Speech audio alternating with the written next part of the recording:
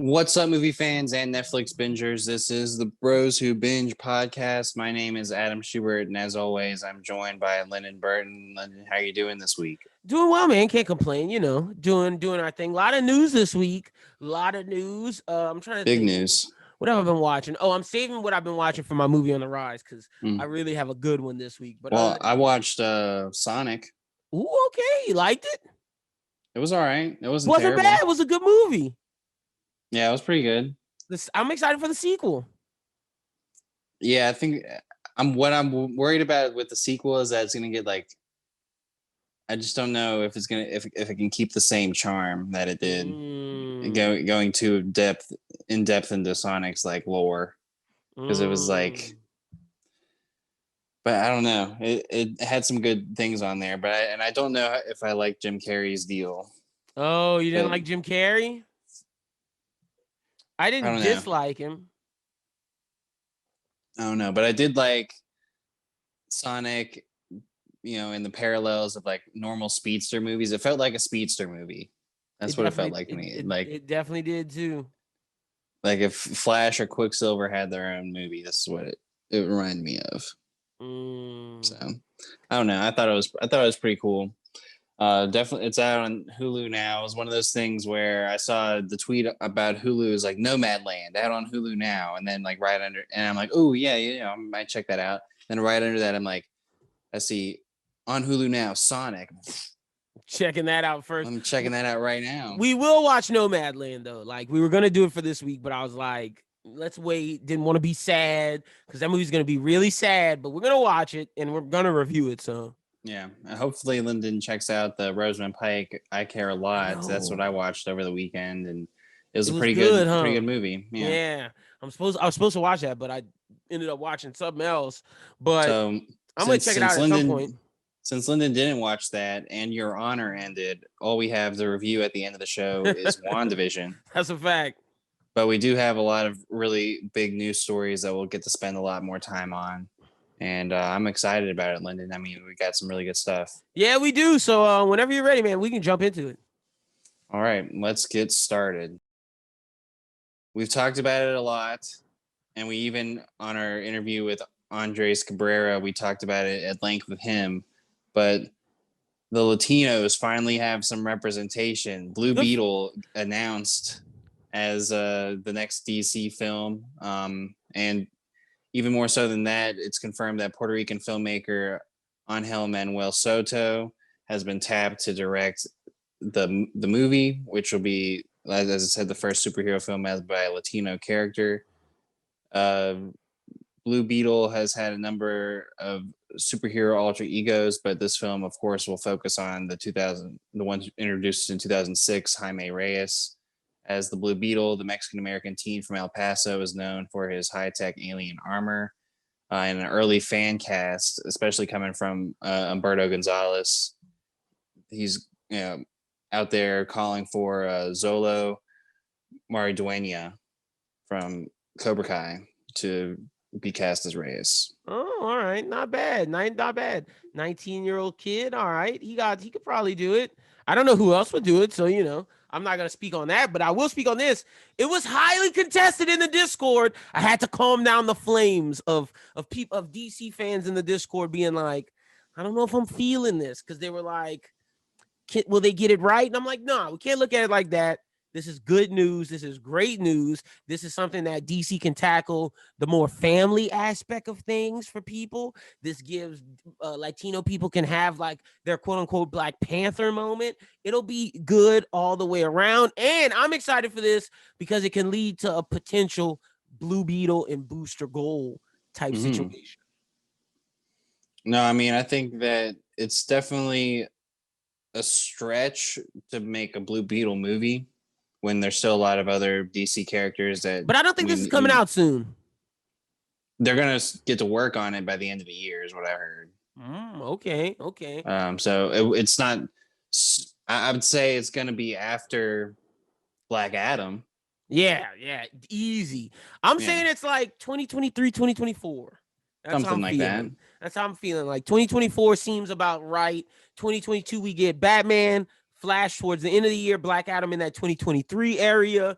and then this sometime in the 2023-2024 area. But this is dope. I mean, look, there's a lot that you can use Blue Beetle for, as we saw with Young Justice. There's a whole alien verse of scarabs that can make you differentiate yourself from having to rely on Darkseid to be different than Thanos. That can give you a whole different type of beings for your cinematic universe to fight or face as a whole, or just as Blue Beetle himself. So, you know, I feel like it's going to be the Blue Beetle movie, but I feel like we could still possibly see other DC characters, maybe not major ones, but I'm thinking more so like with Young Justice, where we had Jaime with that other group of young heroes. See that too, and then make it to where you have the guy who changes shape, who changes size in Justice League and Friends. He was called Apache, but they changed that because that shit was racist.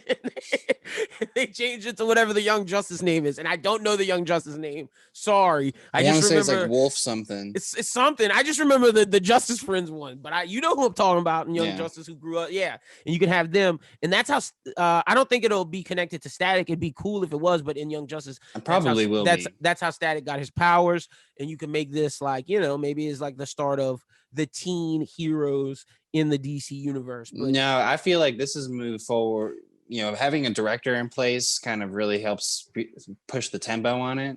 And I feel like it might come out before the Static Shock thing that we've heard that Michael B. Jordan's producing. Probably so. So like then I could see that maybe carrying over, and maybe in the Static Shock, Jaime Reyes appears in that.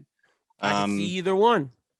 Angel Manuel Soto, the last thing that he did was he made Charm City Kings. Charm City Kings. The Meek Mill movie. So we haven't seen too much of him as a director, but this would definitely be a big film for him to take on.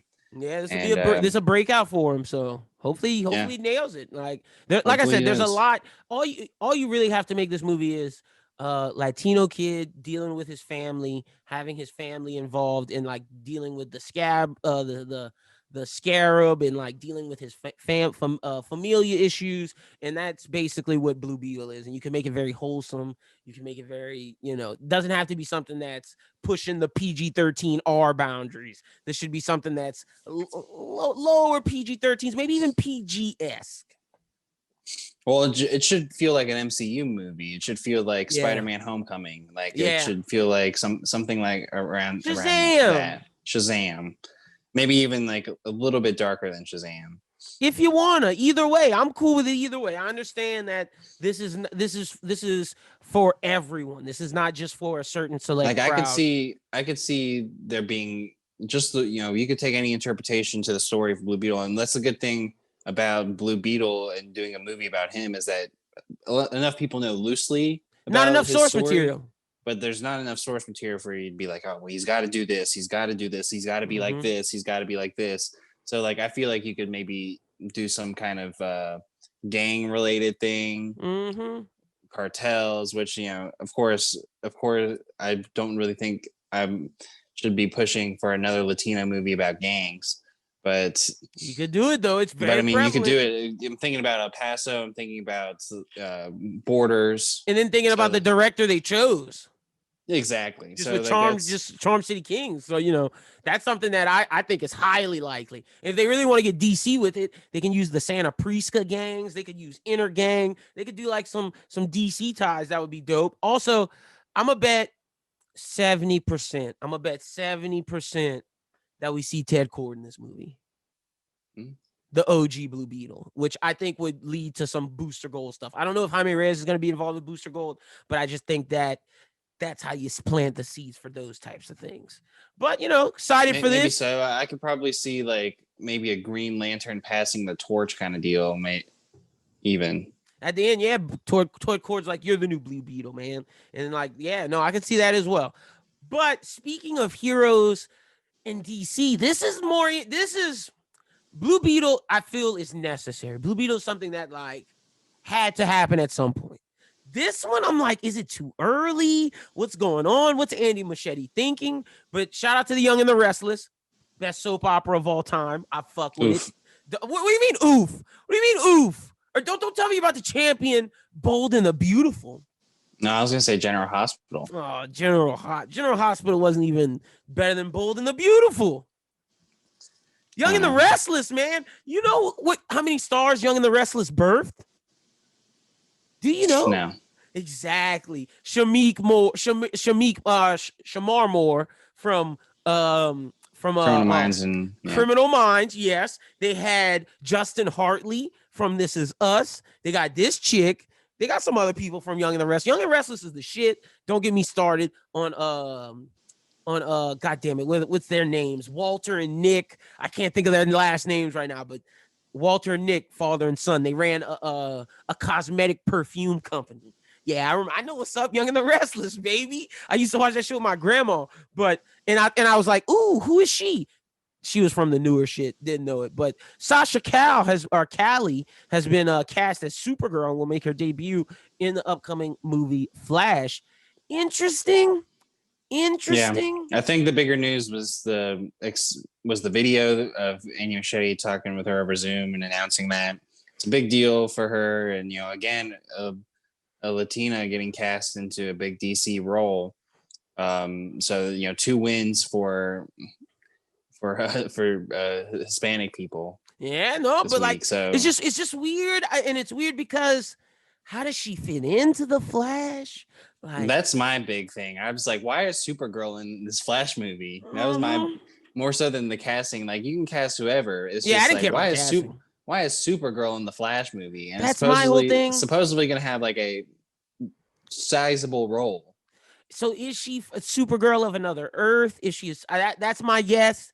Of like whatever the Keaton Earth is, she's probably Supergirl of that Earth or another one. This just tells me we're going through multiverse. Like that's what this tells me. Interesting though. Wonder if this is going to tie back to, is she going to be the main Supergirl? Like, how does this affect the Superman movie going forward? Just a lot of interesting things. Will there be a Supergirl movie? Will she have like a television spot? Who knows? Like, will HBO Max trying to develop a Supergirl TV show?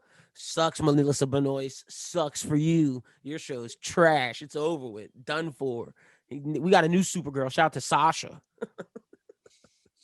So yeah, lots of questions come up after the Supergirl casting, but sure. Yeah, sure. Yeah, that's all I can say is sure right now. Hesitation. Next up, we got Spider-Man 3 in the MCU. We called Speaking of multiverses, No Way Home. That's the title. The official title. Yeah, and then apparently there's going to be a courtroom scene with they're casting for. That makes me think Daredevil. But everybody who's pushing the Daredevil button, let me tell you, slow your roll, because they're making a She-Hulk TV series as we speak, and She-Hulk's a lawyer.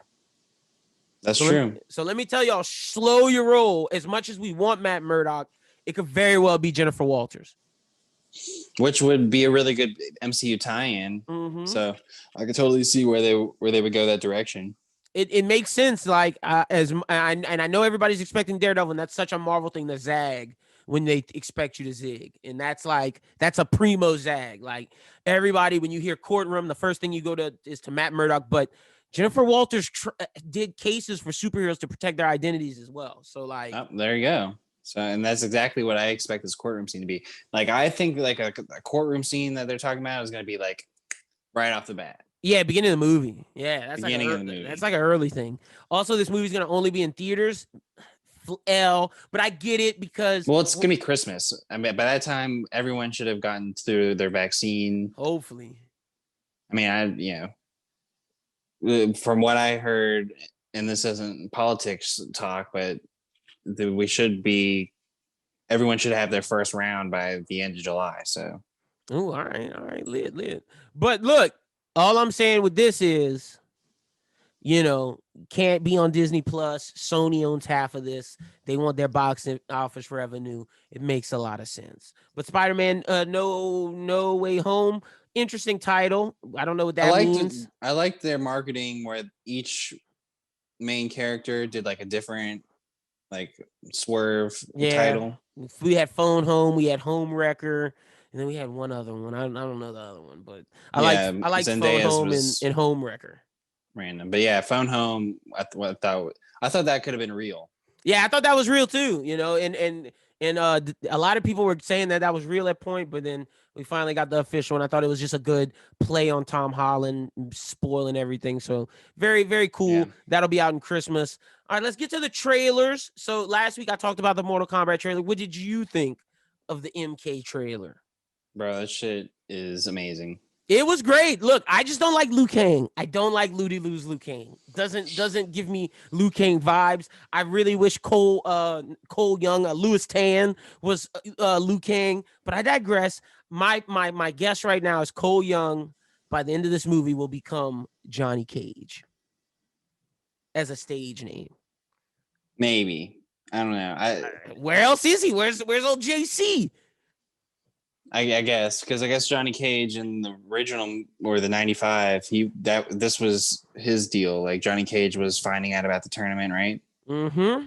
He was the washed up actor who was people didn't think he did real fights, so he was trying to do real fights. Look, I'm not gonna. That's my theory. Cole Young ends up being Johnny Cage. Johnny Cage. That's my theory. So, we'll see if it happens, but I love Scorpion. I loved Sub-Zero. I love Jax losing his arms from Sub-Zero. Thought that was badass. Loved all of that shit. Yeah, the fact that he lost his arms that way was pretty crazy. And, to end the trailer with a Sub-Zero Scorpion fight, get over here. I love my guy from Last Samurai. I thought that was a weak get over here. Not gonna lie, but I still love him in the role. Shang Tsung and Shang Tsung looked weird. It was the guy from Dark Knight. Don't know if I fucked with him. He wasn't as good as the OG 90. Like the 95 had Shang Tsung done right. This one, all right, maybe he's a little wimpy. I don't know if I buy it, but maybe I can believe it more so. He's a sorcerer. He doesn't actually do the fights. The last Shang Tsung you thought could whip somebody's ass. This one, I don't really know. And Ludi Lu, I don't like Ludi Lu. I'm gonna be honest. I don't. I'm not a fan of his Liu Kang. But other than that, if anything, I think this movie's just going to look like way cleaner. Like maybe the 95 did a better job in some places of like character development and how they portrayed. But, this is just going to be much more cleaner of a film. Mm-hmm. And it might be a tighter film. This could be big for video game movies. So I'm excited for this. Definitely going to be reviewing. It could be big for, I guess you couldn't really build out a Mortal Kombat universe. It's kind of impossible. They might. Well, you can because they're all going to die. So you don't know that. Scorpion's from hell. Scorpion might survive. There's multiple Sub-Zeros. This is Sub-Zero 1, 2. I would be interested to see the Scorpion, Sub-Zero, and their people and their whole backstory of how their cultures clash or whatever. I would like to see that. I'm telling you, this is the first Sub-Zero that probably messed up Scorpion's family. He's gonna defeat him. Second Sub-Zero is gonna come back, try to get revenge. I'm just letting you know it's possible. Goro dies. That's cool. There's another villain that comes in. That's in the later games. Let's not act like they're using all the game's characters, and each character has a tie into the story, pushing it forward. So they could do a second movie, depending on how successful this one is. But I need March. It's gonna be successful. I need March to get here as soon as possible so we can start reviewing Falcon Winter Soldier and this next thing, Invincible. Man, the trailer was so good. I'm excited for Invincible. It was a swerve. It was oh, look at this, superhero cartoon show. I've been saying it for months. This kid, he just wants to be a superhero like his dad. And then the second half is just blood, gore, death. I'm like, what the?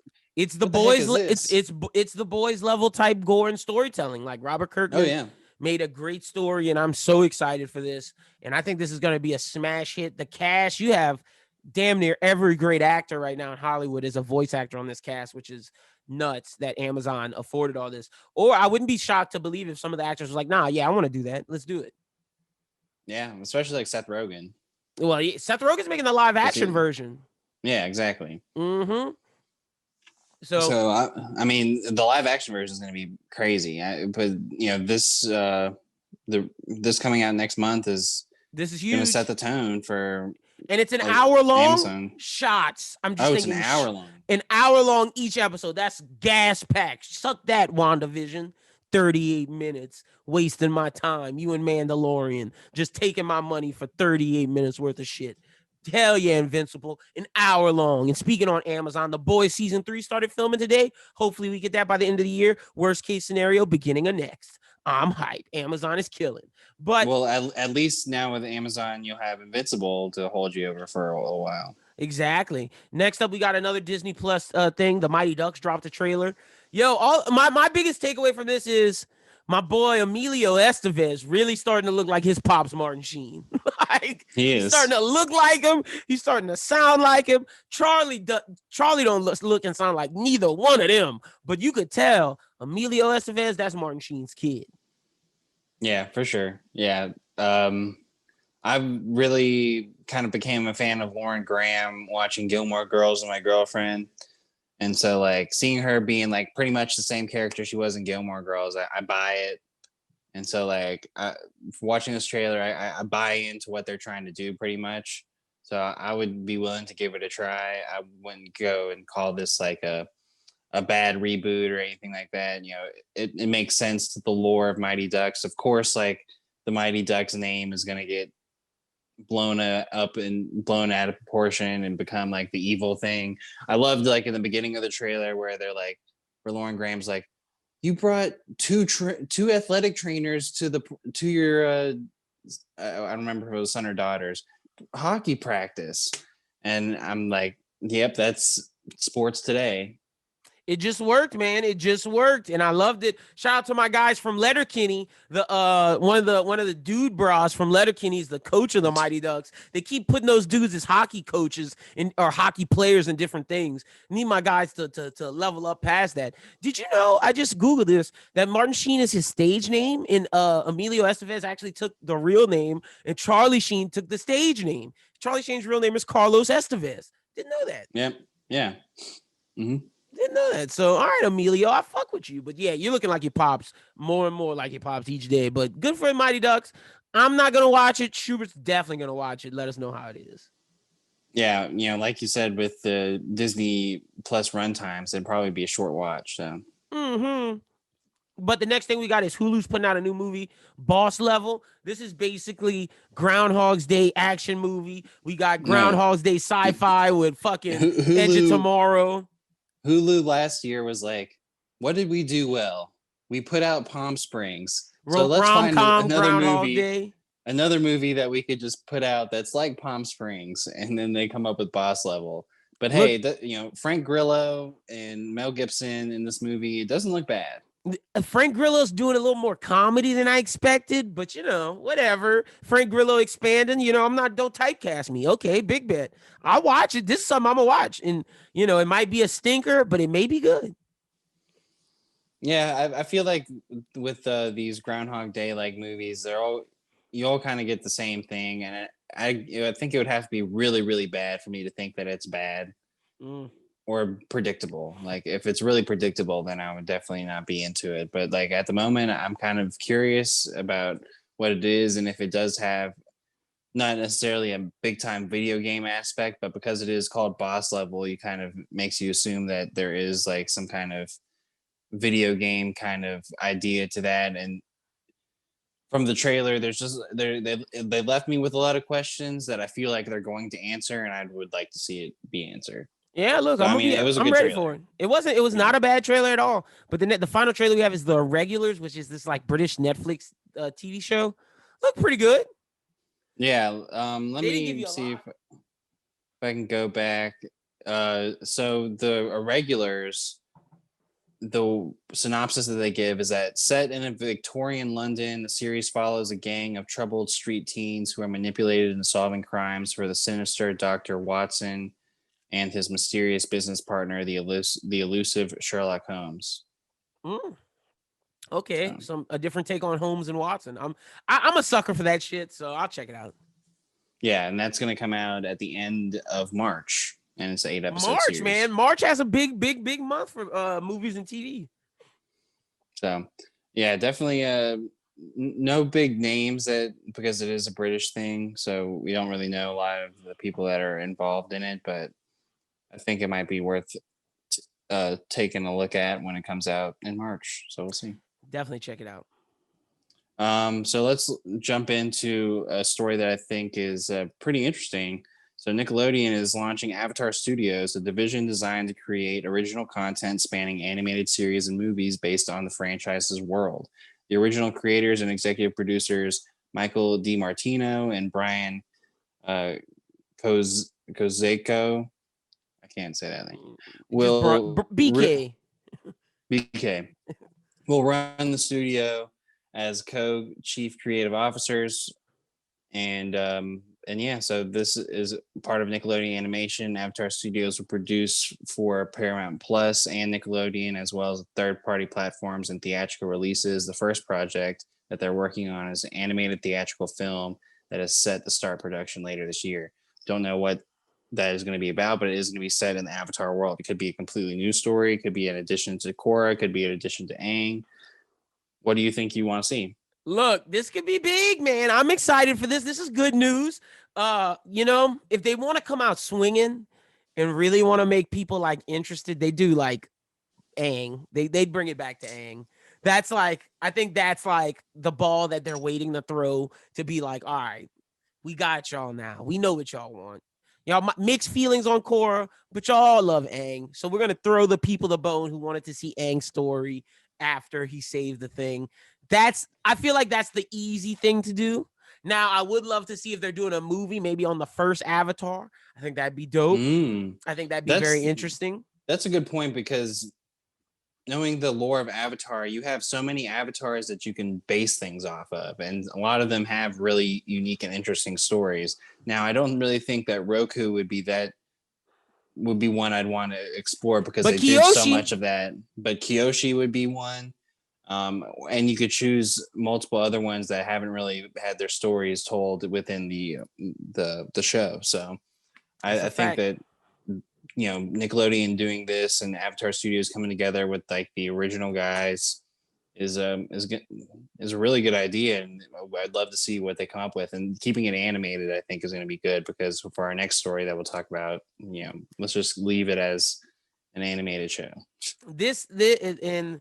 This shows me that Nickelodeon was like, look, all right, I know we partnered with Netflix on this live action shit. Shit didn't work out, but we still want y'all. We respect y'all. And we're going to give y'all whole studio. So that's a win for them dudes. So, like, go make y'all some more animated shit, and people will love it. Like, you don't have to even stress about whatever Netflix is doing. Sure. And I think it is a big boost for Paramount Plus. As we'll get into talking about Paramount Plus a little bit later. That's the only thing that's making me want to buy Paramount Plus. Paramount Plus is, making a push to try and be another leader in the streaming wars. And this is going to be a big part of that, because, I assume that they're going to try and pull their Avatar content off of Netflix, put it on Paramount. Once that deal ends. And so for a lot of people that have been living and dying by Avatar, even us who reviewed the whole damn show on here based upon it being on Netflix, a lot of people might just go to Paramount Plus just for that. It's possible. So we'll see what they end up doing. I really like the idea that they could go and take on an old Avatar. My issue with like trying to approach Aang's story is that based on what we heard from Korra, there really wasn't like anything in Aang's life post beating the Fire Nation that could be anything surmountable to make but that's the thing. Like, if it's a movie, maybe there's like one instance you can make some up, like, and then you got to tell the stories of Zuko finding his mom and all that. There's unanswered questions. That's all I'm gonna say. And that, to me, that's the easy. Like, if you want to make sure you get eyes on Paramount Plus, you gotta do something with Aang. That's the easy win. You give us an Aang Qatar gang shit, but then like the real thing you're really like excited about is maybe the first Avatar, Kyoshi, whatever you decide to do in the past. I would leave the future the fuck alone. I wouldn't touch Korra. I would not go anywhere near there. One thing I push back on that with is one thing in Korra that I really was interested in was the sport. And so like if they could find some way to like make like maybe some BS show about like just about the bending sport, just the bending sport or whatever, like I would be into it, because like I just even if they like faked a series where like it was a season of the bending sport or whatever, like I would watch that. I would just like watch that and pretend it wasn't rigged. Oh man, no, leave Korra's timeline alone. Easy money, easy choice. Do some shit with Aang. But I think the meat and the potatoes is the old shit. Yeah, the old shit and stuff with Aang would definitely bring eyes, but I think like everyone pretty much has established that besides Aang, Zuko is the next primary character, and if they wanted to explore something with Zuko, like saying what you were saying with him finding his mom, like they did a whole movie about that, and I'd watch that. I think that a lot of people would buy in. Exactly. So we shall see. But that's good news. Good news for the Avatar creators. Yeah, so we move into the bad news of the Netflix Avatar. Yikes. Season 1 is going to have 10 hour-long episodes. Not bad. But is now being labeled as a reimagining of the story. So it might not be a direct adaptation like most fans wanted before. And the rumors now are that the main characters' ages could change. Aang, of course, will stay 12, but they're thinking about flipping Katara and Sokka, where Katara is now the older sister at 16 and Sokka's 14, which would give Aang and Katara 4 years age difference, which could maybe knock out the love interest. I'm thinking they're trying to make her like the Din mom. Something like that. I feel like it's a mistake, but whatevs. Like, it's weird. It's super weird because if you do the Katara thing, like by the time they get to the end, she would be 17 and Aang would be like 13, 14. Like, yeesh, talk about some statutory. See, like that makes me think that they're going to stay away from that in general. So like it would be more of Aang and Sokka like buddy cop.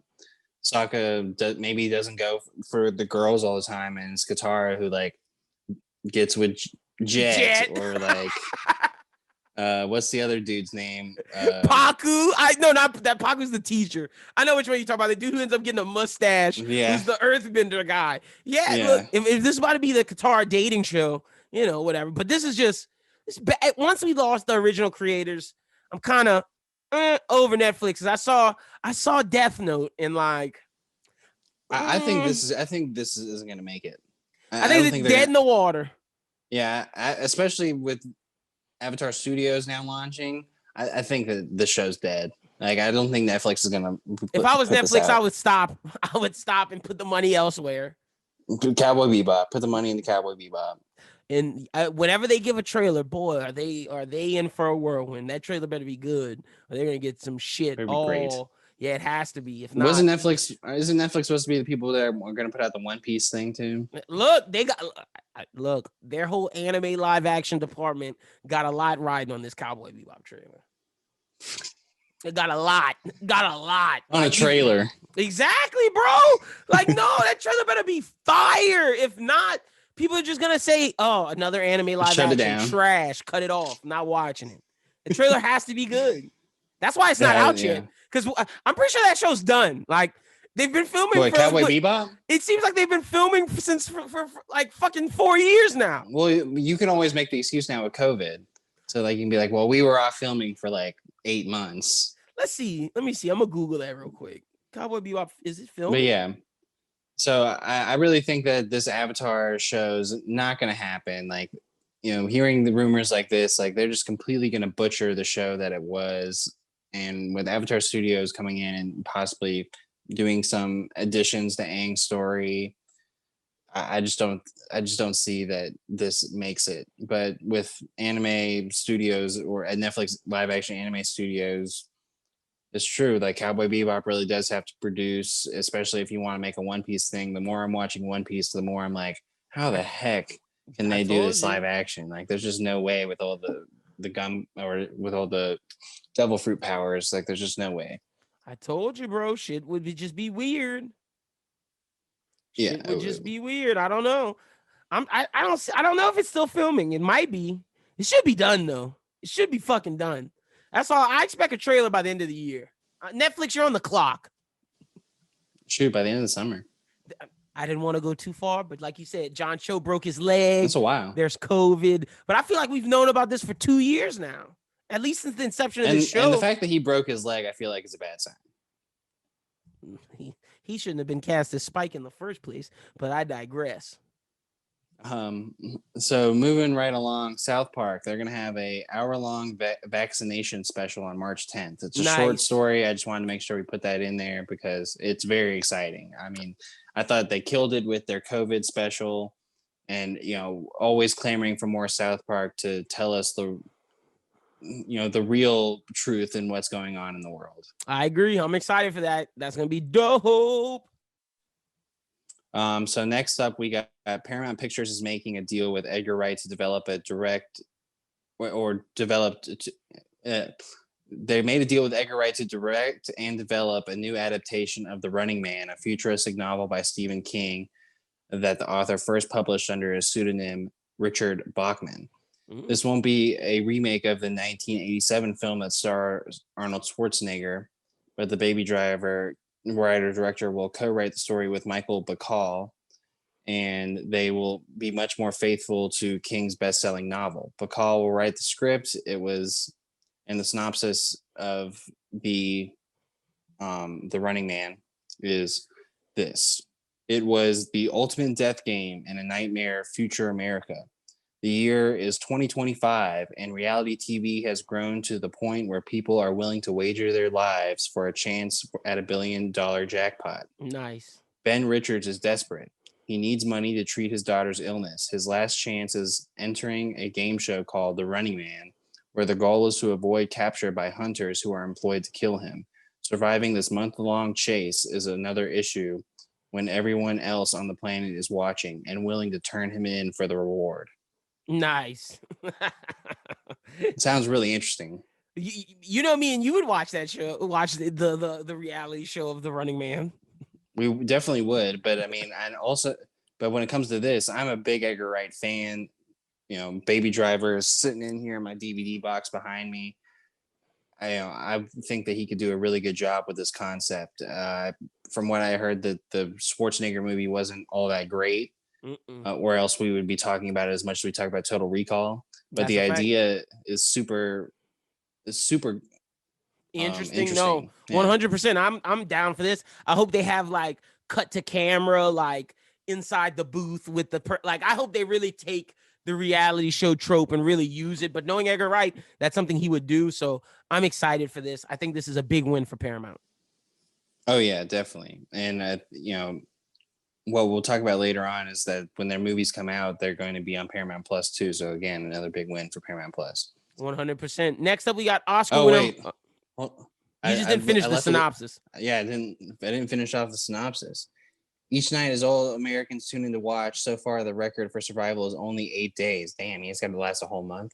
Can Ben Richards beat the brutal odds, beat the rigged game, beat the entire savage system? He's betting his life that he can. Ooh. All right, yeah, no, who are they going to cast as Ben Richards? Is the question. Got to be someone that's kind of a loser, but that we think could win. Frank Grillo. No, I'm kidding. No, not Frank Grillo. Daniel Radcliffe wouldn't be bad, but that's just me talking about that. That's just me thinking of Guns Akimbo. Yeah, no, 100%. I'm a big Guns Akimbo fan. Also think Daniel Radcliffe could be Constantine. We're talking about that in the Discord too. Ooh. Or I not necessarily Constantine. I would want him to be in Justice League Dark as Jason Blood, aka the Demon Etrigan. I think Daniel Radcliffe could pull that off tremendously. If I could cast anyone as Constantine and have it be anyone, literally anyone, I'd want it to be Daniel Kaluuya. Ooh, that's not a bad choice. Would be a really awesome Constantine if he could get the chance, but I mean he's too big for that. That wouldn't be too bad. But all right, next up we got Oscar winner Mark Rylance and Dylan O'Brien and Set It Up star Zoe Dutch. And the Dig actor Johnny Flynn are set to star in Oscar winner writer Graham Moore's directorial debut. The outfit, described as a crime drama. The film follows Rylance, known as Leonard, as an English tailor who is used to craft suits on London's world-famous Savile Row. But after a personal tragedy, he ended up in Chicago operating a small tailor shop in the rough part of town where he makes beautiful clothes for the only people who can afford them, a family of vicious gangsters. Ooh, all right. Is Dylan O'Brien part of the family of vicious gangsters? That's something we got to find out. But this is good for He's D.O.B. Probably a cop. You think D.O.B. is the cop? You think he's a gangster? I don't know, man. D.O.B.'s trying to change his profile up. He was an American assassin as the assassin, so he could be the gangster. Yeah, I think this is a pretty interesting concept. At first, I'm thinking of the outfit. It sounds like it's going to be like something real into the whole Taylor aspect, especially when you have someone who wrote The Imitation Game being a part of it. But the idea that it's a crime drama and it's for a vicious family of gangsters makes me think that the gangsters and the Taylor are going to have like some kind of But agreement or like connection. Why is the Taylor dealing with the gangsters? Like, not everybody deals with the gangsters. That's not how gang life works. Like, the Taylor's not getting involved in the crimes. Like, what are we talking about? Yeah, I don't know. I mean, I feel like, and this may be just because it's fresh in my head, but like in Bridgerton or whatever, the Taylor was like at the center of like everything. Like it was hearing everything and like another reason why I'm not watching that show. The Taylor.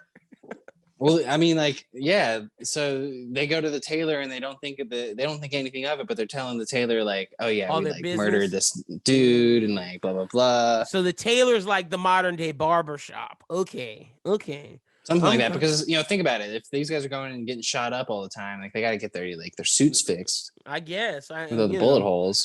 All I'm saying is this trailer better be intriguing, because if not, the synopsis doesn't have me wanting to watch this at all.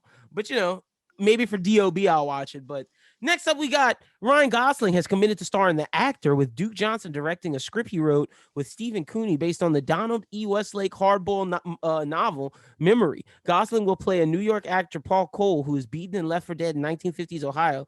Stripped of his memory and stranded in a mysterious town, Paul struggles to get back home, piece together and reclaim the life and identities lost. All right, Ryan, I'm not going to get on you for this one. This one sounds okay. Sounds like a hard-boiled crime novel, a noir novel. So, I can get down with this. I'm not mad at this, but I'm tired of you playing actors.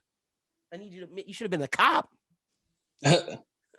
Yeah, I mean, it is kind of an interesting deal. Like, I'm trying to imagine what that's all about. Like, I don't even like, if he's a famous actor and he gets stranded in 1950s Ohio, like, is that really that bad? Like, that's what I'm trying to like understand. Well, it's not like today. Like, if a famous actor got found, he wouldn't be able to find himself home. Like, not necessarily everybody in Ohio knows this famous actor. It's not like we have the internet, so I don't know. But I mean, it's not like they're gonna murder him for being in their town. I guess that's my thing. It's like I just don't really understand. Like, what's the stakes? Got you. Hopefully, Ryan Gosling pulls it off. But I'm more excited about this next story. I think this next story is the best story we have all day.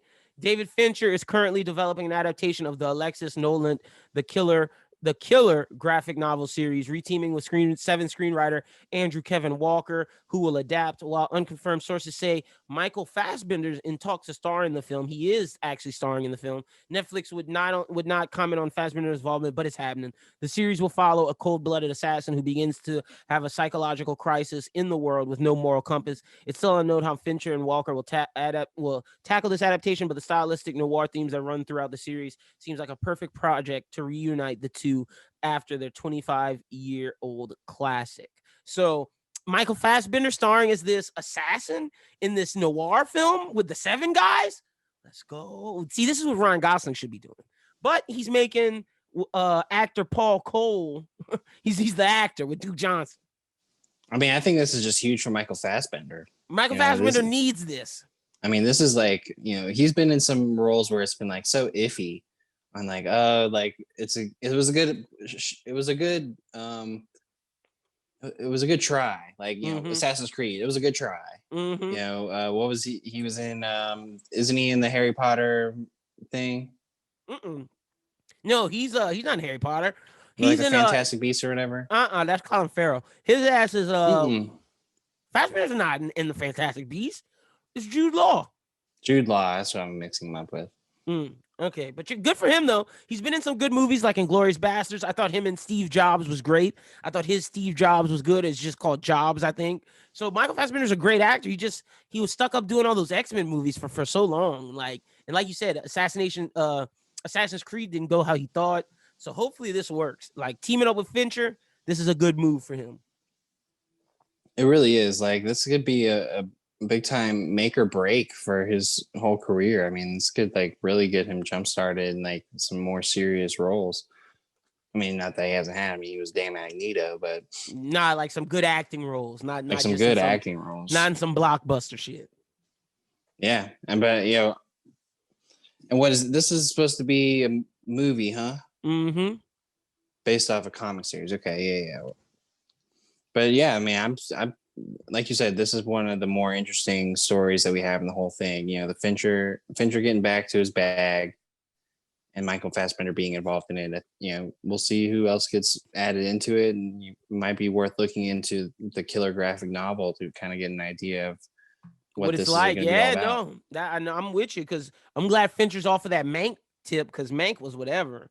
The killer. Let's see Yeah, this. Let's see what this graphic novel looks like. and as it was mentioned in the story, you know, Netflix when comment, this is part of like Fincher's Netflix deal. Mm-hmm. So this will be a Netflix film. It's a French. It's a French comic.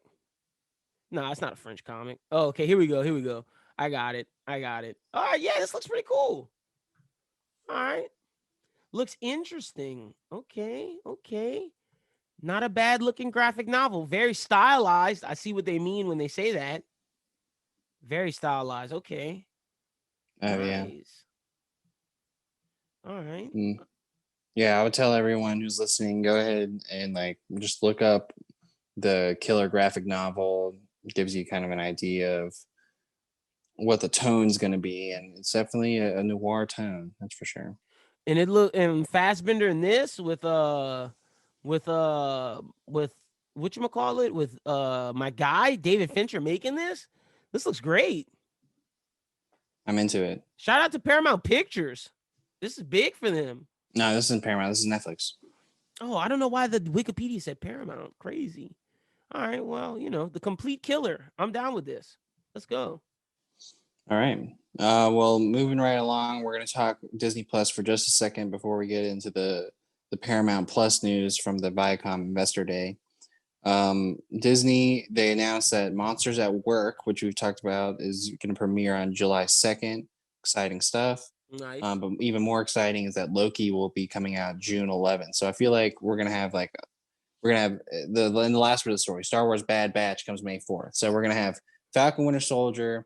That's gonna lead us into Bad Batch. It's gonna lead us into Loki. That's gonna lead us into Monsters at Work. So I've good stretch for Disney Plus. They've got one after the other coming in, and I'm excited for it. All the stuff that they just announced, I'm excited for all of it. I'm excited for Loki. I'm kind of excited for Bad Batch. I don't want to rain on your Bad Batch parade. I know you're hyped for that. I'm excited for Loki. Bad Batch, I'm lukewarm on. And Monsters at Work, I need to see a trailer. Because, like, Billy Crystal, what he said sounded cool. I understand it'll work, but, like, we not reviewing that, huh? No. Oh, okay. We're not reviewing that. Okay. No. We'll probably review Loki, but that's the only one out of the three we're gonna review. All right, cool. Just checking the temp on some of these things. But Loki, hype, Bad Batch, I'm a watch. Monsters at Work, I probably won't. It's a kid show. Being honest. It's facts. All right, get us to the Paramount Picture Investment Day, Paramount Plus news. All right, so a bunch of different stories. First off, Dora the Explorer and the Fairly Odd Parents are getting live action television treatments. The Nickelodeon series will be rebooted for Paramount Plus. All I gotta say is one thing. Hold on, let me see if I'm fast enough to pull this up. See if I'm fast enough. Got to try to hurry up. Get to the. I guess you're not fast enough. I guess I'm not. No. I am. Pow. Just a bunch of boos, man. Like we saw Fairly Odd Parents didn't work as a live action with Drake Bell. No, I feel like they're gonna do a little bit better than they did that, but like not make it like old Timmy Turner. I feel like it's gonna be young Timmy Turner and all that. But who's the kid? Who's the kid gonna be? Is it gonna be what's his name? What's the guy that we Jacob Tremblay? Like literally every kid ever. Yo, Jacob Tremblay got to be old now. We've been talking about Jacob Tremblay as a child for a while now. How old is that kid? He's got to be like 12 now. Something like that. I'm saying he's in the teens now. Let me Google this. Jacob Tremblay, because he can't beat Timmy Turner. No. There's no way I would even cast him as Timmy Turner. But like, I think that is not going to work. Fairly Odd Parents. Jacob Tremblay is 14 years old now. That kid's moving up. They better hurry up and cast him as all the kids they can, because that time is almost over. Yeah. Fairly Odd Parents definitely won't work. I did see the Dora the Explorer movie, and I feel like if they did a live action Dora the Explorer, I think that could work. Oh, okay. As a kid show. Okay, yeah. But like Fairly Odd Parents, I just don't see that working, Let it man. oh god. Well, if they wanted to, they should just do a Fairly Odd Parents series without Timmy. If you get what I'm saying. Just a different cast of people. Like get Butch Hartman back. He's on TikTok. TikTok. You could bring Cosmo and Wanda into it, but you could do it before Timmy. You could do it after Timmy. You could just do it after Timmy. Or you could do different godparents. There's other godparents in the world. Like Butch Hartman is drawing on TikTok daily, drawing characters for people in the styles. If you want to get a good idea, go to him. He's still doing it. Or do a Danny Phantom sequel of him in college. Butch Hartman draws that every day on TikTok. Damn, does he really? Yeah, he does. I might just get TikTok just for that. For Butch Hartman? Yeah, no. He's drawing Luffy. He's drawing everybody. So all he does is sit down all day on TikTok. So go call him, Paramount. Yeah, live action stuff up. It's one of those things where just keep it as is. Like I'm trying to think of like some live action stuff that's actually like really worked out. Like we were talking about the Sonic earlier. That was cool and everything. But like what I think would be cool, Pikachu. Yeah.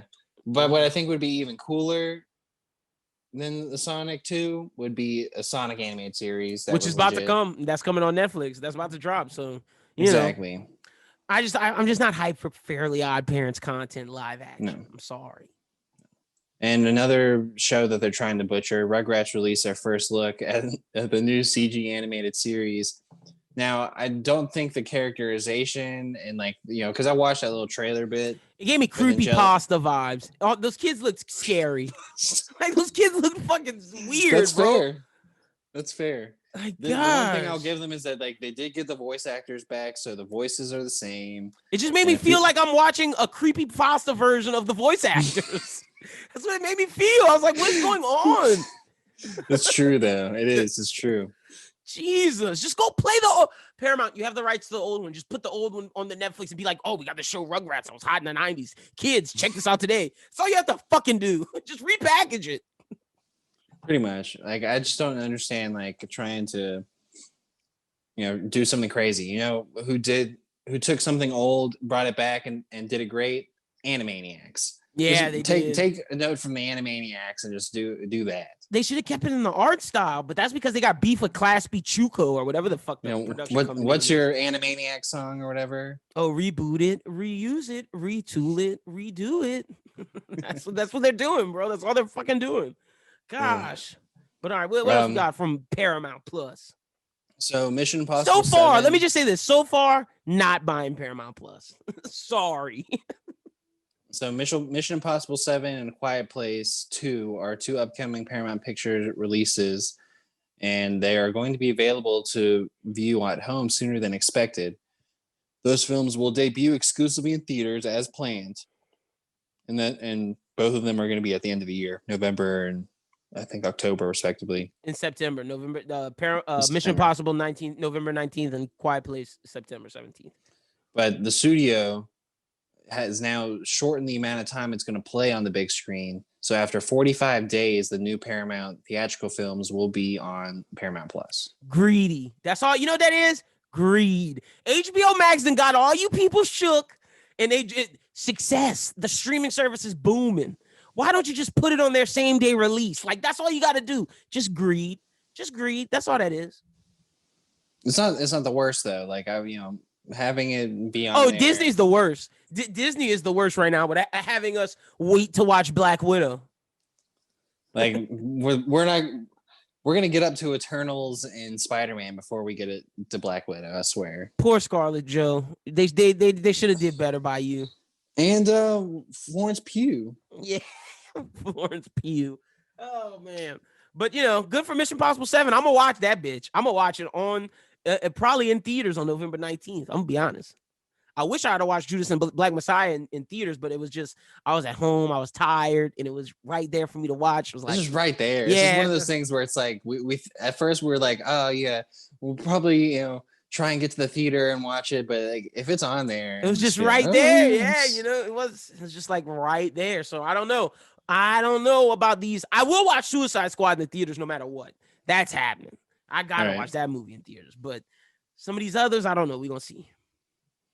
So the next story, we talked about Paranormal Activities sequel, or the 5th installment, last week, and there's also going to be a Cemetery prequel, and they're going to both release exclusively on HBO. I'm sorry, Paramount Plus. Nice. Good for y'all horror fans. Nice. That's all I'm gonna say on that one. Nice. Yeah.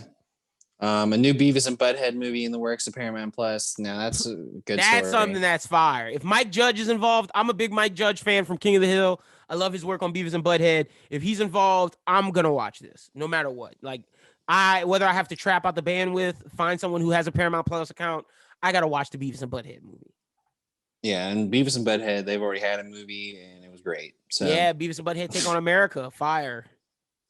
So excited about that. And the last story about from Paramount Plus is that the live action Halo series is moving from Showtime to Paramount Plus now. That's fire. It's big. Yeah, now that's the first thing that was like, all right, I'll buy Paramount Plus. That's the first thing was like, if the trailer of the Halo series is good, I gotta watch it.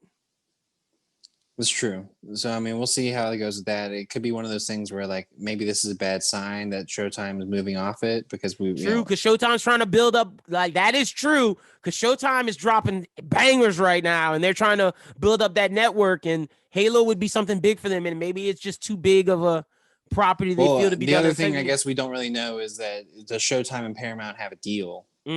That's possible, too. That's some inside thing we don't know. We're going to have to wait and see on that. But that's all the news we have for today. Let's get into the segment of the show called The Movie on the Rise, where we suggest one movie or TV show coming out this week or out for you to watch and enjoy. What you got?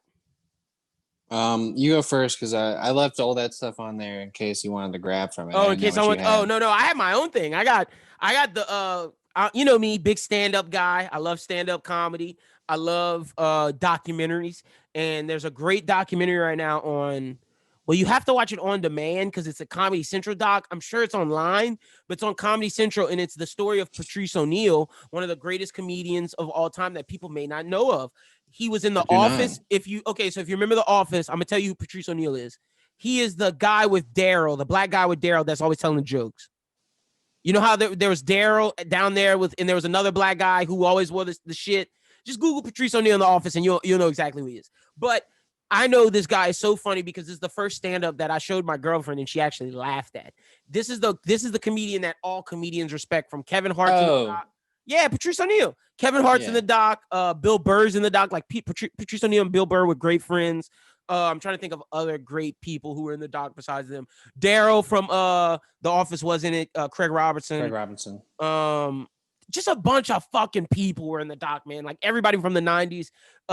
Like comedy scene, like the Joe Rogan. And to me, that's the type of history that I love looking into, like pop culture, comedy, that type of stuff. So I'm big into that. And I thought that documentary was one of the best documentaries I've watched in a long time. It makes me want to go watch Patrice O'Neal stand up. So again, if you have YouTube TV, just search Patrice O'Neal, or if you're on comedycentral.com, I'm sure it's there, but just Google Patrice O'Neal comedy doc and you can find it. All right. Going off script for that one, man. You weren't expecting that one. No, that sounds interesting. It's great. He's one of the best comedians ever. I have a couple of docs on my movie on the rise this week. But of course, first I'll mention Close Enough comes out as you're listening to this podcast. It's probably already come out. I'm watching that. Yeah, Lyndon, you can watch it right now, probably. That's one of my favorite shows on HBO Max. I love that fucking show. So Close Enough is back out. Tom and Jerry is going to release this weekend, the new movie with Chloe Grace Moretz. And then there's two documentaries, like I mentioned, the Biggie doc. Bro, okay. I'm excited for your other doc. This one, have we not had enough Biggie and Tupac like commentary? Have we not had enough too much Biggie and Tupac content? Like, there's a Biggie movie, there's 3 Biggie docs besides this one, there's the Tupac movie where Biggie makes an appearance, there's the cinematic hip-hop universe. Like, what is going on? There's that let these people rest in peace. So enough is enough. This one has his mom being interviewed, which I think is his mom was interviewed in the other ones. Well, I didn't see the other ones. So. I've watched all of those. I'm a hip hop junkie. Like, even in the growing up, or the hip hop doc you watched on Netflix, Biggie was in that shit. Yeah, it was. Yeah. You see, exactly. Too much. But I'm excited about your other one. Your other one is fire.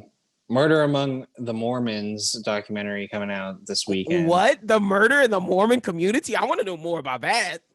It's pretty much more about the cover up of Mormons. And I did a huge report and speech in college when I was at Millsaps about Mormons and the rise of Mormonism. So I'm a huge fan. Well, I wouldn't say fan. I have huge interest in the Mormon culture. All right. So Well, I'm we definitely watched going to be that. checking it out. I'm watching that for sure. Should be pretty interesting. But that's it for my movies on the rise. I also heard there's another doc on HBO Max that's like new. Hold on, let me pull up my HBO Max. Best streaming service out right now. But I heard, oh yeah, Close Enough is there. Fire. Told you. Let's go, boy. Please tell me they're not doing one episode a week. Let's look right now. Oh no, they're doing one episode a week. No way. Oh wait, no, wait. I don't think it's out yet. I think it'll be out tonight. Okay, so it'll be out in the nighttime. Okay. Oof, had me scared. Oh wait. Now on HBO Max, I did see that they have Banshee available to watch, and that's with Homelander. It's a series that he was on before The Boys, so I might end up checking that out this weekend. Yeah, that looks good as well. I'm trying. Okay, here's the new documentaries. There's the Alan Farrow documentary, which is like Woody Allen versus Mia Farrow. That shit's supposedly crazy. Also, yeah. Lady in the Dale, which is about this lady who transitioned and she started scamming America in the 80s. Shit's fire. she's been doing scam after scam.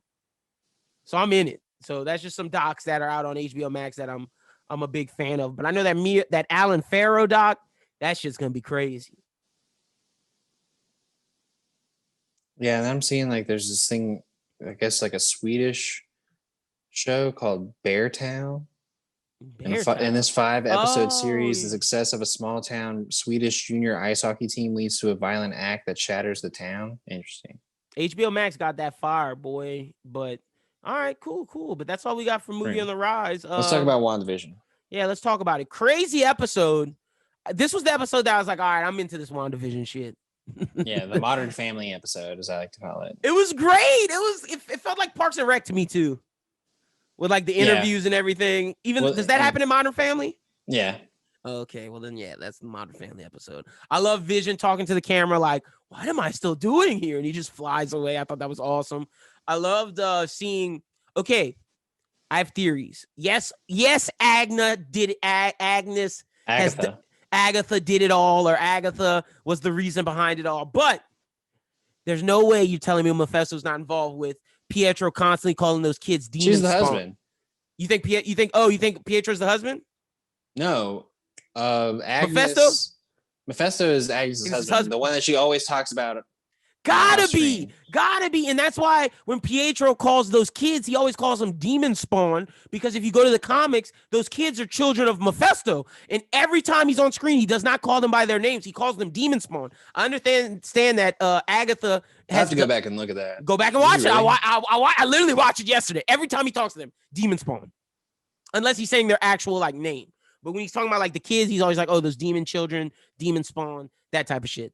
But man, Agatha Harkness, gotta give it up. Love the song. Love seeing her doing all that shit. I thought that was great. Wanda, you dumb bitch. You should have listened to Photon. Shout out to my girl Photon, because that's her superhero name. I love when she got her blue eyes. That shit was litty. Yeah, so that's what happened. When she traveled through, she got her powers now. She's now Photon. She's now Photon, controller of light, and whatever else that entails. Shout out to what's her name? What's Rambo, Monica Rambo. Yeah, Monica Rambo. Shout out to young Rambo. I'm fucking with that. I want to see her kick Agatha Harkness's ass next week. Or what does Pietro do stopping her? Interesting. Who is this Pietro? You saw the post-credit scene, right? Yeah, where Pietro's like, oh, you can't go down there. Yeah. So, and also Snooper's that's why gonna snoop. That's why the kids were gone, I feel, because they're Mephisto kids. Yeah. They got to be with Mephisto. Like, there's no way that Agatha Harkness did all this by herself. Also, can I just call a spade and say Doctor Strange is one of the weakest sorcerers? If his ass is not here by episode 9, what are you doing? The fucking ancient one is losing her mind in heaven watching your ass, because right now all hell's is breaking loose in the magic realm of Earth, and you're supposed to be the protector, and you're letting this shit go down. What is he doing? Like, what is he doing right They need to now? explain that. Is he drinking tea? Like, is he just chilling with Wong? Like, nothing's We got wrong. 2 episodes left. Like, dude should show up in this this week. He should. It's time, bro. There's no way that there's a hex moving across New Jersey, about to get to New York, and your ass hasn't done anything yet? You telling me you don't feel the vibrations? You don't feel the energy and the mystic arts? Like, shut the fuck up, Doctor Strange. Get your ass there, Benedict. It's time. That's my rant on Doctor Strange. It doesn't make sense if he doesn't come. There's still supposed to be this grand cameo that they've been teasing. Like, it's got to be him. Is. It's got to be him. Well, no. But even so, who was it? Was it Evan Peters or somebody said like the Doctor Strange cameo was not the cameo they're talking about. Like, that's expected and supposed to happen. So like that's why everyone speculated Reed Richards, and when Rambo and Jimmy Woo like pulled up to like that place, I was like, oh, this is it, and then it was not. It wasn't Reed Richards. So I mean, I'm still waiting to see if that's going to happen. I'm highly doubting it now at this point, but they're teasing some kind of big reveal. Maybe it's Mephisto. It's got to be. It's either Mephisto or Strange. That's the only 2 people I can see at this point. But they finally tied it in, and I know everybody's gonna be like, "Oh, you should have patience watching TV." No. The Boys was a slow show in the beginning, but it still had me captivated the whole fucking time. It took me to get to episode 5, 6, 7 for me to love this show. That's a problem. Let's be honest. That's a fucking problem. Especially when the show is only 9 episodes. Like, exactly. And I guarantee I'm going to love Falcon Winter Soldier on the first fucking episode. Sure. And I feel like that's a show that they're going to try and extend. Like, they were talking about that. I didn't mention this in the earlier stories, is that Disney Plus, season 2. No season 2 for WandaVision, but I think that they're going to do one for Loki and Falcon Winter Soldier. I think they're doing one for Falcon Winter Soldier. So. For sure. That's how they can continue the Captain America name and not have to give him a movie. But they should give him a movie. Yeah, but if the series is good, I don't need a movie because it makes sense. It's long-running storytelling. Like, they're spies. You can't get off a spy mission in a movie, especially because this guy don't have powers. Unless we're giving Falcon a shot of super soldier serum, he don't have movie power strength. He got TV show strength. Poor Anthony Mackie. We're trying to get him on this podcast, and you're just going to be like alienating this guy. I fuck with Anthony Mackie. I fuck with him heavy. I bigged him up on Altered Carbon. I wanted another season. They canceled it though. They canceled it for Cowboy Bebop. I still believe that they put that money there. But I fuck with you, Anthony Mackie. Come do the show. I want you to get another season of Falcon Winter Soldier, and I want you to get the Super Soldier Serum. But right now, if we both gonna be honest, you got TV superhero strength. You don't got movie strength. You got a suit. What's War Machine getting? War Machine, Armor Wars. That's a TV show. He don't have movie strength. He got TV strength. Here, now, rounding it back to WandaVision, my question is who is Pietro? What is Pietro? Pietro's got to be like a shadow, like some like... Well, my theories are, Agatha Harkness has a son, Dr. Scratch, Mr. Scratch, and like the bunny is named Senor Scratchy.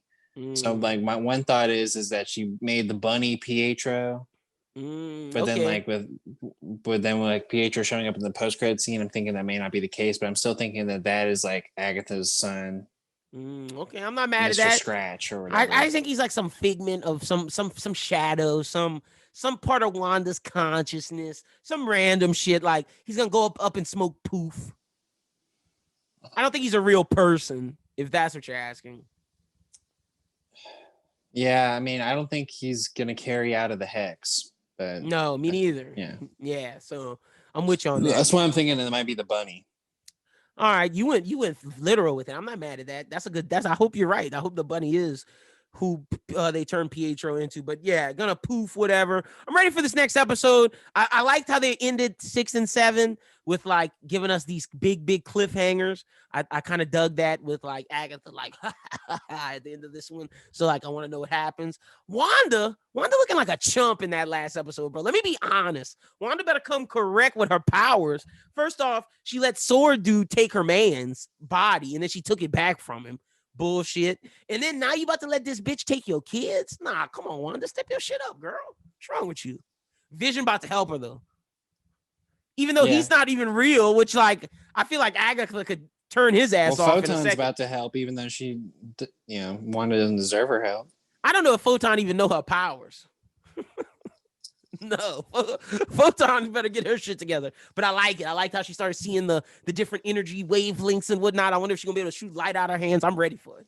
I'm into it. See, WandaVision got me hype. I'm ready for it. I was so not into it before episode 5, 6, and 7.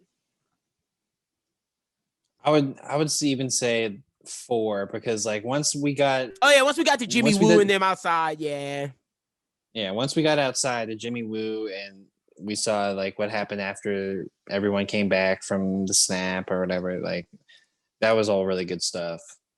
Yeah, but, true. Like, episode 4 really has come into its own. Yeah, it definitely has. So I'm excited for that. But that's 47 minutes is supposed to be the next one. Lit. But of course that means it's going to be 40 minutes with 7 minutes of credits. I hate the Disney Plus credits. Like, why are you giving me the Spanish credits, the Chinese credits? I don't need all that. You're just making me think we got more time than we do, you fucking fibbers.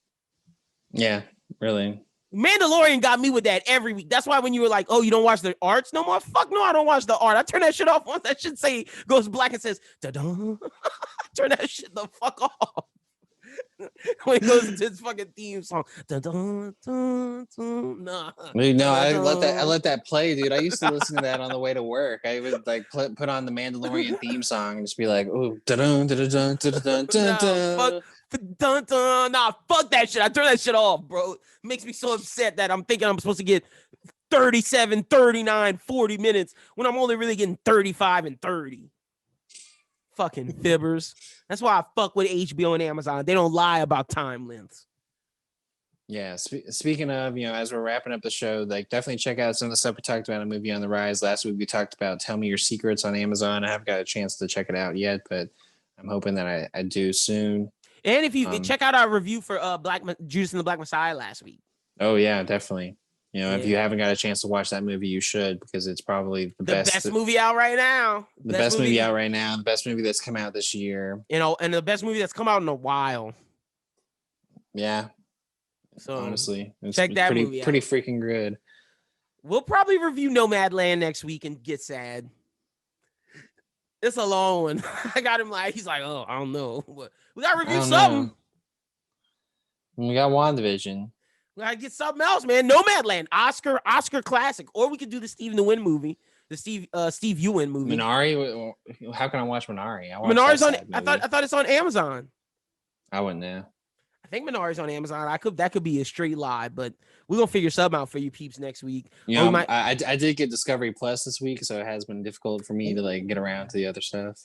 You've been watching all them Food Network shows. I gotta get on that. No, I've been watching the Food Network shows, and I've been watching the Hometown spinoff, where it's pretty much woodworking, like learning how to build tables. You and your HGTV content. That is where we disconnect. Like, well, you mean you watch Forge and Fire? Don't you wish you could like make some fucking knives? Yeah, for sure. And shit? Like, I wish I could make some fucking tables. I'm about to take a forging class. I'm trying to find me one. Like I just want to cut some wood and make a table. Your ass. The disconnect is there. Like we're here. Reality TV, yes. Food shows, yes. Blown Away glass making, yes. Forge and Fire, yes. HGTV, so you start to lose me. They do have all of the episodes of House Hunters ever, and they have House Hunters with comedians, which is my favorite show. That's probably fire. Yeah, because it's just comedians. They watch House Hunters, and House Hunters is the best show on HGTV. That's a fact. That's a fucking fact. But yeah, Shuby, man, that's about all we got for him this week. That's all we got for the people this week. All right. Well, Lyndon, let everyone know what's going on with the Bros Who Think Network. Well, you can check out the Bros Who Think podcast that's out now. You can check out the review of the One Piece East Blue arc review. We reviewed the entire East Blue saga. A new running back should be out on Monday. I lie. Ian, fuck you. Yeah. So no, it won't be out till next week, late next week. But y'all will get it. We all watched it, so it's coming. It's coming soon. Ian's fault y'all aren't getting it this week. I'm gonna have to watch it again. Yeah, I'm gonna have to watch it again as well. So but that's coming. New anime talk is out now. and then there's going to be some new One Piece content out next week. But if you want to join the Discord, link is in the description below, whether you're listening to this on SoundCloud, Spotify, YouTube. Join the Discord, join the community. We tried to give away Pelicans tickets, but not enough Louisiana people listened and joined the Discord. So y'all's lost. We're giving away stuff. Join the Discord. We're going to be giving out shit all the time. So come through and make sure you subscribe to YouTube. But follow Bros Who Think on Twitter, at Bros Who Think on Twitter. And other than that, that's all I got this week. All right. Well, everyone keep an eye out for what's coming out. We've mentioned it all.